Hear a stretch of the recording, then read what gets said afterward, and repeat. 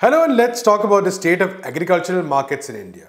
We are always eager to talk about farmers being the building blocks and the backbone of the country, but this rhetoric is barely translated into any concrete assistance to the farmers who are in the midst of a major crisis. After the lockdown, we've again seen a lot of such similar rhetoric about their services being essential. But what exactly is happening on the ground? A recent report by Vikas Rawal and Ankur Verma of the Center for Economic Studies and Planning in JNU looks at the impact on mandis or agricultural markets across the country. Their findings show a considerable decline in activity in these markets since the lockdown. This raises the key question, what has the government done to help them? We talked to Professor Rawal on these issues. Thank you so much, Professor Rawal, for joining us. So, could you first give us an outline of what the key conclusions are, especially regarding what is the inflow of produce, has there been a shortage, and what are the crops that are actually not coming, which are continuing? So Prashant, when the lockdown was announced on March 25th, essentially you had a sudden problem that you see this is the time when Rabi crops are harvested. Rabi crops were either being harvested, some had already been harvested, or some were about to be harvested. In different places, there are some differences in the precise time when this happens. But this was broadly the time when Rabi harvest has to happen. Now, it seems government had really not thought about what is going to happen to Rabi harvest when you impose a lockdown. So as soon as that happened, there's a huge problem that farmers were not being able to sell the crop. And then the government sort of started scrambling for finding ways to get that started. On the 27th, the first notification came which exempted the markets from the restrictions of the lockdown. Now, what we have done is we've looked at the data for the mandis for the 21-day period of that first phase of the lockdown, to see what happened to the market arrivals, as it is called, the arrivals of agricultural produce in the markets during that 21-day period. Now, there is a database of the Ministry of Agriculture called AgMarkNet, which provides daily data for a very large number of mandis across the country.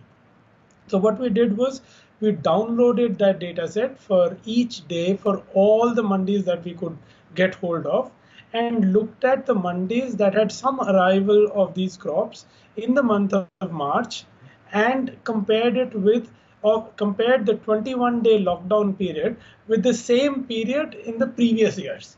Okay, that's essentially what we've done. We are talking of something like 1,331 mandis across the country, which we managed to look at to see what exactly happened. Now, what you basically find is that despite this sort of delayed sort of realization that government needed to do something to get the mandis functioning, to ensure that the food supply chains keep functioning, pretty little was actually done. All that they did was pass some orders to say this is exempted, that is exempted. But what we really find is that not very much in terms of effectiveness in ensuring functioning of markets takes place. So just to give you an example, as in comparison with last year, during this 21-day period, if you look at wheat, 688 mandis out of 1,331 that we had data on. There are others for which data were not available. But if you take what the mandis for which we had the data, 688 had arrivals of wheat during this period last year. This year, in comparison, only 264 mandis had arrivals of wheat during this period. Now, this is broadly what you see across all the 7 crops that we've looked at. We've looked at wheat, we've looked at chana, which is the most important pulse crop of this season. We've looked at mustard, which is the most important oilseed crop of the year, of this season. We've looked at potato, onion, tomatoes, and we have looked at cauliflowers. So, you have a representation of all kinds of crop produce that come to the market at this time of the day, at this time of the year. Now, you basically find that across the board, for all the crops, there was a huge shortfall, both in terms of mandis where any arrivals was taking place. So a lot of mandis were simply closed. Now, why were mandis closed despite the fact that the government had exempted them? Well, one most important reason, of course, was that once the Janta curfew was announced and then the lockdown was announced, a lot of migrant workers, as we have seen, had to just go back home, and they walked back in desperate situations, and they just left the towns and went back to their villages and from where they'd come. Now, a lot of that migrant labor actually works in the mandis at this time. In fact, a lot of migration happens because of this harvesting season. There is harvesting labor required in the villages. There is labor required in the mandis for loading, unloading, sorting, winnowing, packaging. All of that work requires a lot of labor. It's all manual. So a lot of migrant labor is involved in this. And since that migrant labor had left, and the local labor was essentially confined to their villages, you basically you had a serious shortage of labor. Okay, and then there were other constraints. The traders were not sure if they should function. There's this whole sort of fear of working. So you basically find that although the government did the exemption, they did not do very much more than that to ensure that the mandis actually function. Now, the even more damning thing comes when you look at the data on actual arrivals. The quantity of arrivals that you see in these 21-day period. Now, if you look at that 21-day period, this year, during the period of lockdown, the total quantity of wheat that arrived in the mandis was just 6% of the total arrivals of wheat that happened in the same 21-day period last year.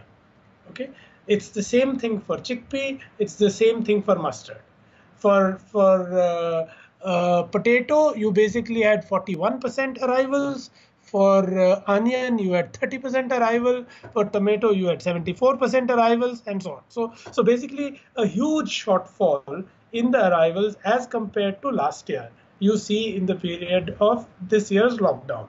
Now, if you notice so what we've done is we've looked at day-by-day arrivals.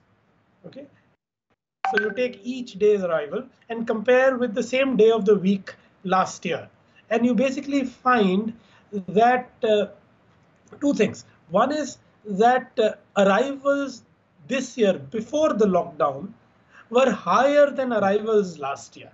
So we were doing better than last year before the lockdown. And then there is a crash with the lockdown. The lockdown just sort of everything comes tumbling down. Right. There's a crash. And then, what is striking is that you don't find much of a recovery through the period of 21 days of lockdown. So that gap continues, the gap between last year and this year continues to rise through the period of 21 days. Yeah. So not only you had made no plans, you had made no preparation, you had not anticipated anything, you actually did not take any effective measure to take care of the problem. So basically you end up with a huge disaster. Right. Where the crops are unsold, farmers are unable to sell their crops, they are obviously incurring losses because of it. The crops get damaged, particularly perishable crops like tomato. If for 20 days you are not able to sell your crop is destroyed. Right. So massive losses have been borne by farmers because of their inability to sell the crops. This is the time when you sell the crop, you get some money, and that is the money that lasts you for next 6 months. Right. That's the money that lasts you for your consumption, that you need for your consumption requirements right now, and the money that you need for investing in the next crop. So you see the implications of this are going to be really long drawn out, because farmers have incurred massive losses because of inability to sell the crop. Mm-hmm. So that's essentially what you find. In fact, what you also then see is that while there is this sort of drop in the quantity of arrivals, so the supply has fallen, that shortage of supply doesn't seem to have a sort of similar significant effect on the prices. Right. Prices become much more volatile after the lockdown. Mm-hmm. So the period of lockdown is a period in which wholesale prices, the mandi prices, were fluctuating much more wildly than they were before. Right. it's not as if farmers gained because of higher profit, higher prices. They lost because of low supply. They had they did not have any other gain. So you basically have a situation where this disruption of agricultural Monday for a fairly prolonged period has really compounded the distress of farmers. Right. So that's essentially what the report is about. Right. Our next story is about the death of 3 Safai Karamcharis in Mumbai on April 17th while they were cleaning a septic tank. A story which has not received so much attention. Once again, Safai Karamcharis too have been hailed as providing essential services, but the ground realities are very different in this profession where caste discrimination and untouchability are rife.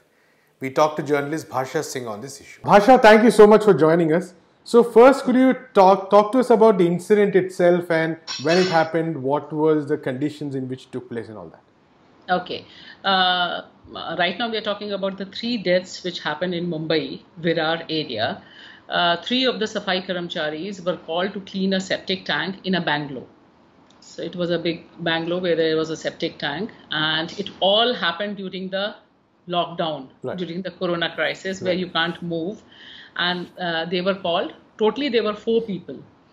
3 died immediately when they entered into the septic tank. And as we know that all were very young.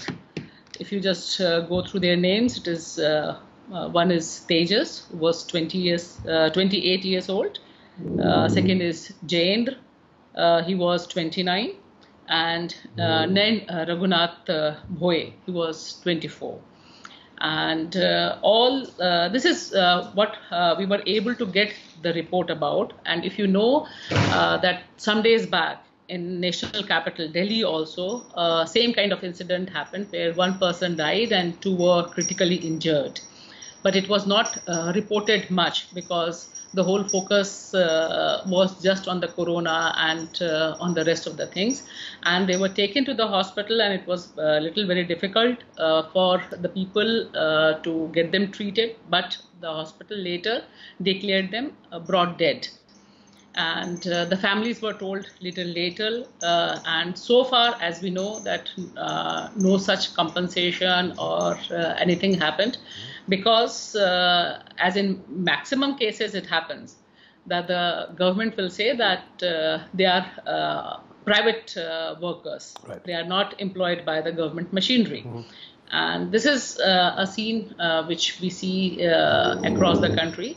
But in Mumbai at this time, and especially in the Virar, and if you see the photo, I will share with you, you can see that such a huge bungalow is there. And the way it is happening, and I had a word with one of the family members also.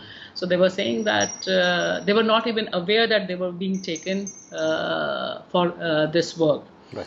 And they were asked just for some different kind of a cleaning purpose. They were doing this work, and because of the lockdown, they were very desperate to get some kind of earning, because they were just on the contract workers. And whenever they used to get some call of some kind of a cleaning, they used to work. But during the lockdown, it was very difficult to get any kind of a work, and there was no compensation or any relief which was given to this community where they were staying. Right. And family, need not to say, it's deep into the poverty, and there's a huge issues of untouchability and all that. Right. So one key issue is that across the country, the issues of Safai Karamcharis must be accentuated during the lockdown, because as it is generally, like you said, there is very little focus on protection equipment, there is very little focus on, say, payment. There are a lot of issues they have been raising.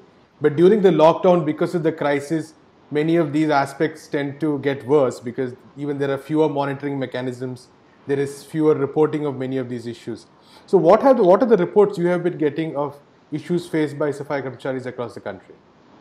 You see that it's a very horrible situation. Because the untouchability is practiced widespread, and it's completely under the cover.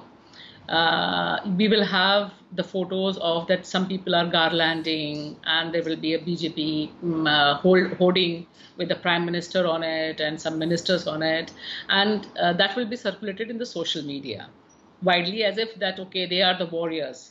But when you check on the ground, even in the national capital, where you are staying or where I am staying or across wherever I have moved, you will not find any person with the safety gear, minimum safety gears that we talk about, the gloves, we talk about the sanitizer, we talk about the water, soap, not a single place where it has been distributed by the administration. Even the mask they are wearing, that is also they are buying. That is 50 rupees mask, 30 rupees mask, and that's one time thing. But they are using continuously that, and nowhere they have gloves, nowhere they have sanitizers, and you will find no allocation for that. There's no allocation for that, no declaration from the government, from either Prime Minister or the Chief Ministers, that we are providing this. There is this kind of a camp where you can collect it. So there's a complete negligence, and as we have seen in Delhi, in one of the hospital LNGP, where so much corona patients are there, there 15 to 17 Safai Karamcharis. They just because they were not getting any kind of safety gears, so they said that better to leave the job, and they were not given even the basic facility. They were supposed to walk down to their places everywhere.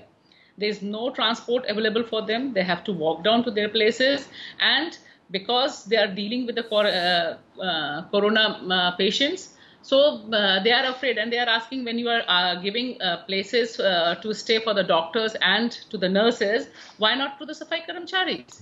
But you will not find this thing happening across the country. And they are supposed to clean the room, toilet, bed sheets, everything of the patients.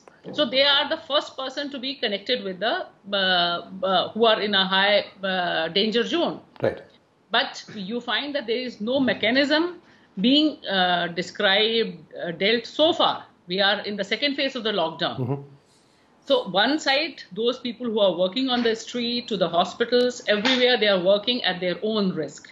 They are the most vulnerable, without any kind of safety gear or protection or advice. And on the other hand, the people who are working in the hospitals and taking the dead bodies out, taking it to the cremation or to the graveyard, everything is being done by the community. And so far you will not find a single thing about them. So two things are happening at the same time.